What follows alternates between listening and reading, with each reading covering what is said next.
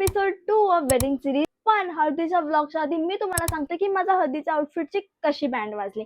हळदीच्या 2 दिवसा अगोदर मी टेलरकडे गेली आणि बोलली की मला असं असं आउटफिट हवंय हळदीसाठी.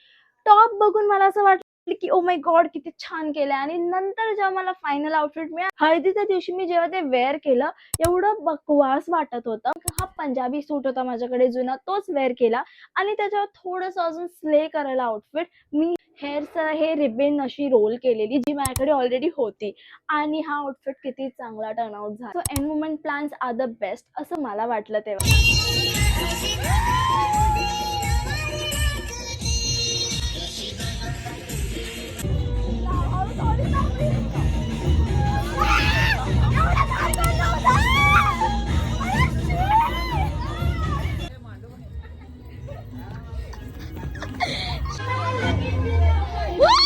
पाय दुखेपर्यंत डान्स केले आणि असं लोकांना वाटत होतं की मी पूर्ण डान्स केल्यानंतर 12 वाजता मस्त बिर्याणी खाल्ली आणि मग माझ्या बहिणीसोबत गप्पा गोष्टी करून 1 वाजता झोपायला गेलो आणि 2 वाजता झोपलो आणि उठायचं होतं 4 वाजता. सो उद्याच्या ब्लॉग मध्ये भेटू आपण. बाय.